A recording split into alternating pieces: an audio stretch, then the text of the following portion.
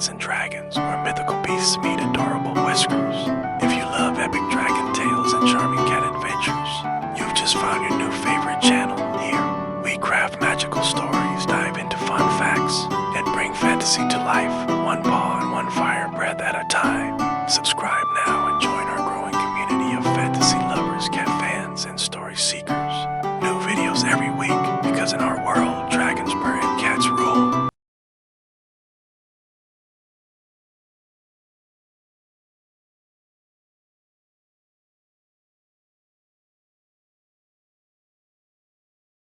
Take a deep breath in and slowly let it out. Now gently close your eyes, allow the weight of the day to melt away. There's nothing you need to do, know where you need to be. Just this moment, right here, right now.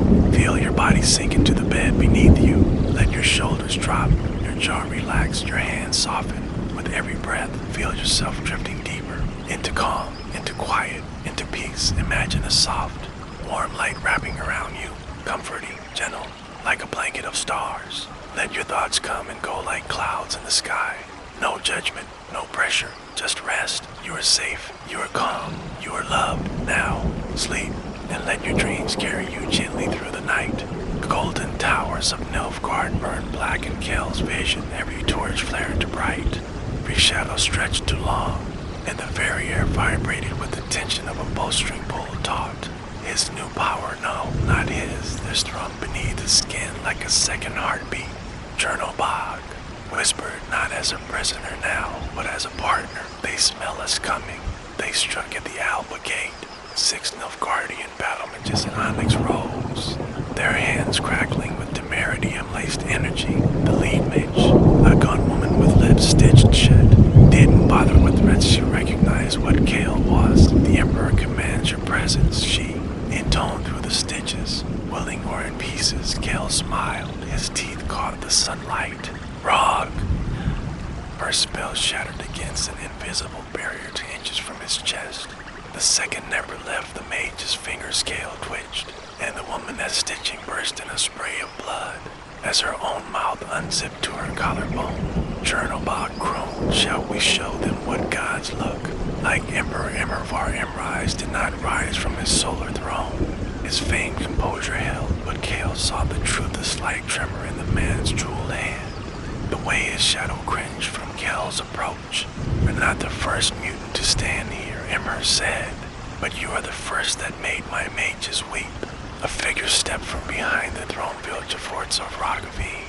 His once handsome face now a ruin of scarred tissue and arrogance. The sorcerer's single eye gleamed with unholy interest.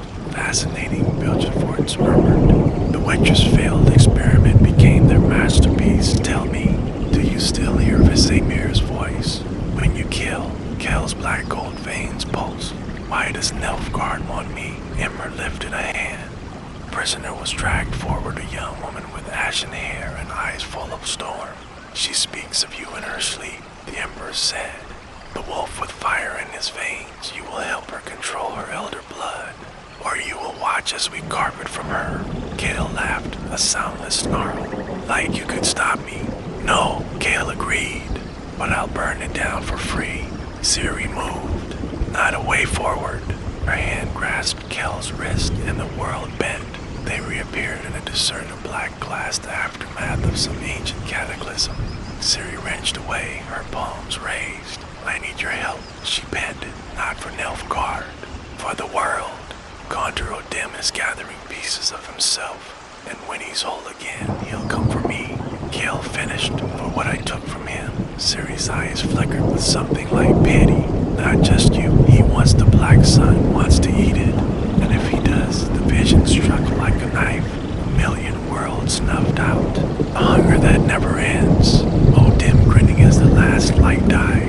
Kael's veins burned darker. Chernobog whispered, we cannot outrun this. No, Kael agreed, but we can bite back. Welcome back, Kael. The ground screamed when Kael stepped onto the Isle of Thanid. Not metaphorically, the earth itself shuddered beneath his boots, as if the island recoiled from his presence. Ruined towers of Aretusa loomed ahead, their jagged spires clawing at a blood-red moon. Ciri had warned him they buried their mistakes where magic ran thickest, and nothing Nothing on the continent is more soaked in sorcery than this place. Chernobog stirred in his veins, its voice a crackling ember. We are not the first, only the first to wake. The door was a mouth, carved from a single massive jawbone dragon, perhaps, or something older. The entrance to the subterranean vault bore the mark of the wolf school.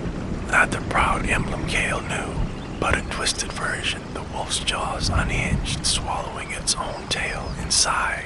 The air smelled of wet iron and spoiled milk, and the cells, row after row of them, each sealed with temeridium and etched with runes that hurt to look at. Most were empty, a few held things. Cell 14, a mass of fur and teeth, still breathing after centuries, whispering Vesemir, lie, between wet, clicking sounds. Cell 23, the perfect sphere of flesh pulsing to a heartbeat that wasn't there when looked at directly. Cell 7, just a pair of emerald eyes floating in the dark, following Kael with unmistakable recognition. At the end of the hall, a single cell stood open. Its walls were covered in child's handprint, all in witcher yellow. The thing that stepped from the shadows wore a man's shape, but only just. Its skin was the gray of old scars, its hair long and white as bone dust. The medallion around its neck was so tarnished it looked black. Kael, it rasped, little storm. Wondered when you'd come home. Chernobog roared in recognition.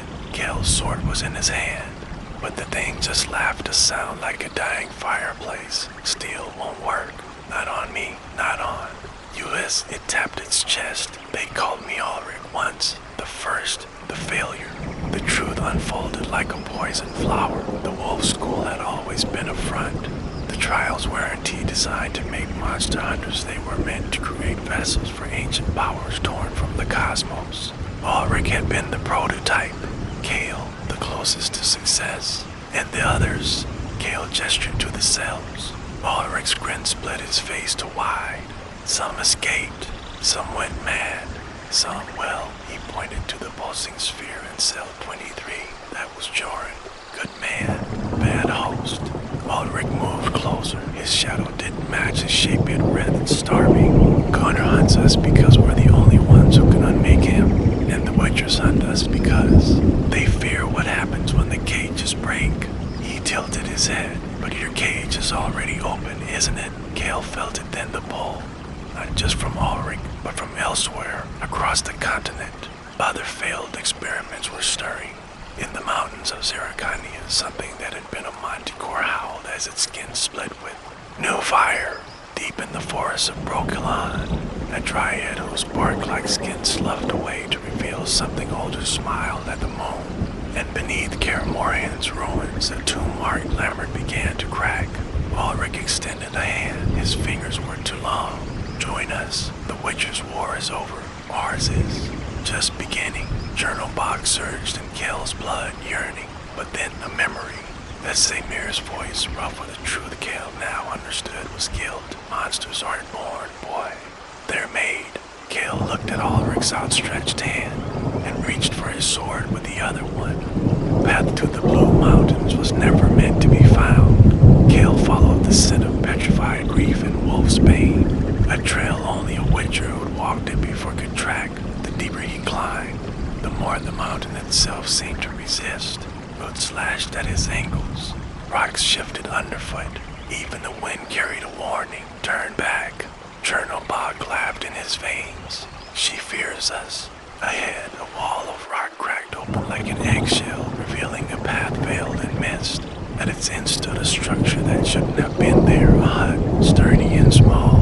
It sat in a clearing where no snow fell, though winter gripped the peaks around it. A simple hut, its logs blackened by centuries but never rotting. The door bore a single rune, not witchercraft, not any human tongue. The mark of something that refused to be named. Kael pushed it open and stepped inside. Vesemir's final secret sat on the porch. She looked like a girl of maybe 16, barefoot in the cold, her hair the white of fresh marrow. Her eyes were the problem. They were Vesemir's eyes. Kael, she said, and the voice was wrong, too deep, too old, too many. You took your time. He crossed the porch, wary. Who are you? The one you seek. Your sister.lya. Kael froze. Her name was Laya, the only successful experiment, not a prison for gods, a blending. Chernobog rumbled in his bones, impatient, hungry. Inside, the hut was bare save for a hearth and a table where a pot bubbled merrily, filling the space with the smell of grave dirt and lightning. Laya stirred it with a wooden spoon. It's almost done. Would you care for some?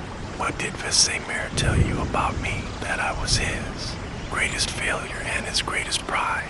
That I am death and destruction given form.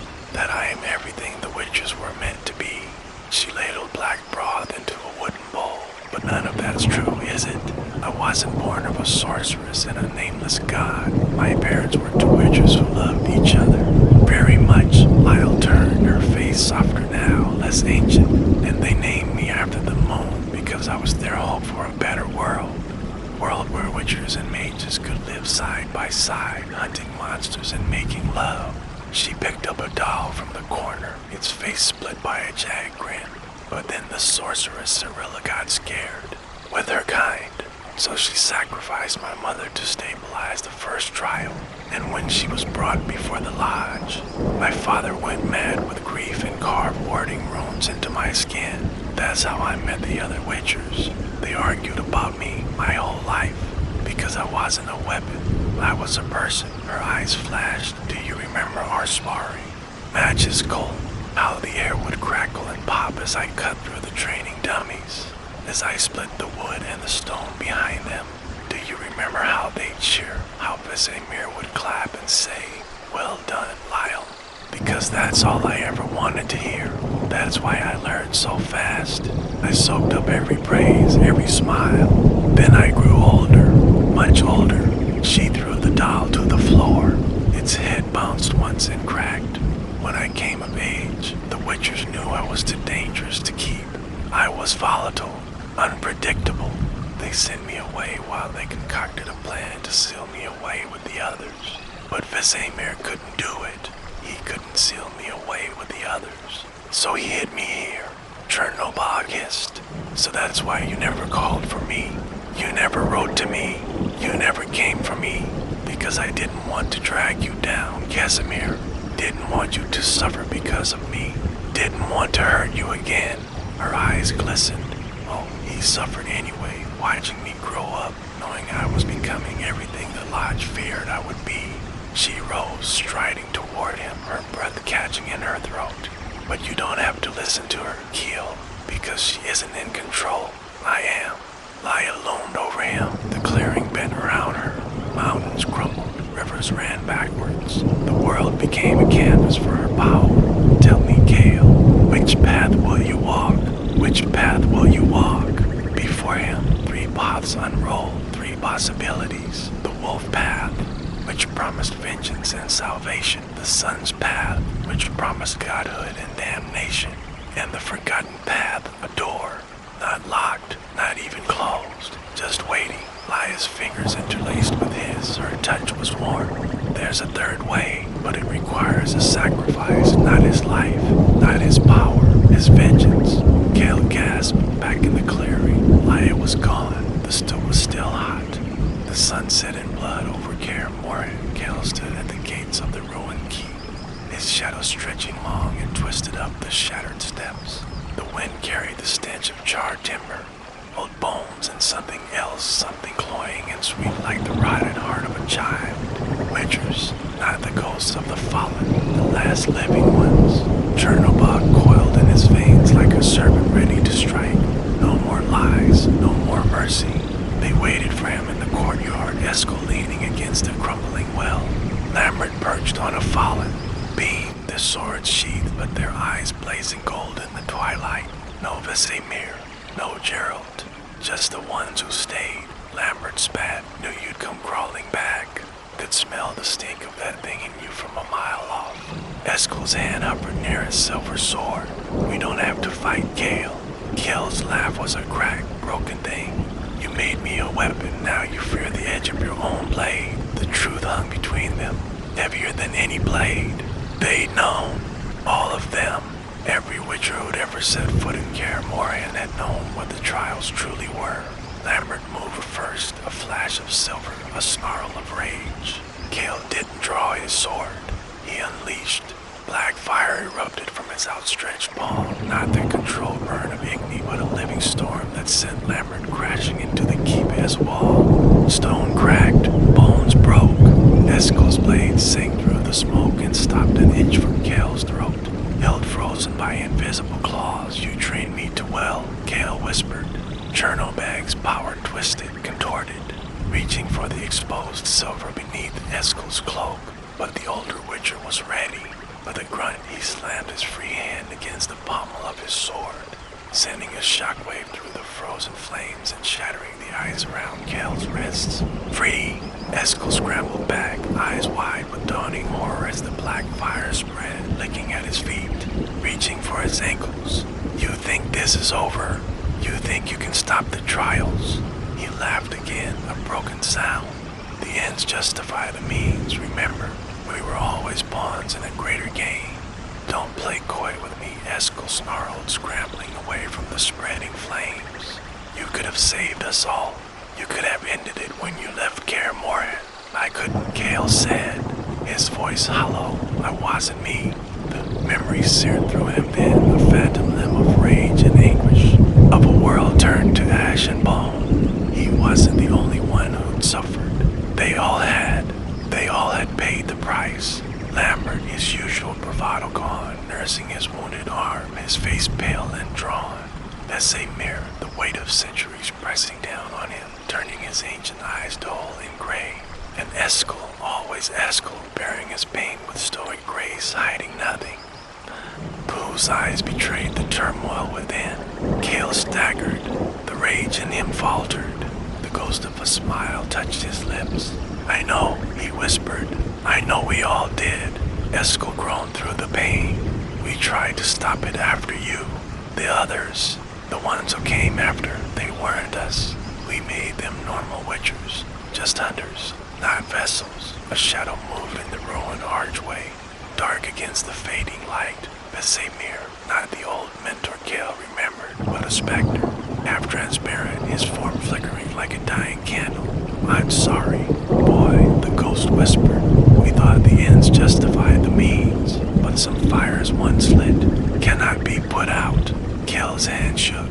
The black veins pulsed beneath his skin. Chernobog roared, killed them. But another voice answered, small, quiet, his own. What if I don't want to be a monster anymore? The silence stretched, heavy and thick like the smoke of a funeral pyre. Lambert coughed blood. Eskel cradled his shattered arm. Vesemir's ghost watched, waiting. Kael turned his back on them all. Leave, now, before I change my mind. Chernobog screamed in protest, but Kael clamped down on it. Not with force, but with something worse, pity. The witchers fled, the ghost faded. And Kael the Grim, the last true wolf, stood alone in the ruins of his past, to be continued.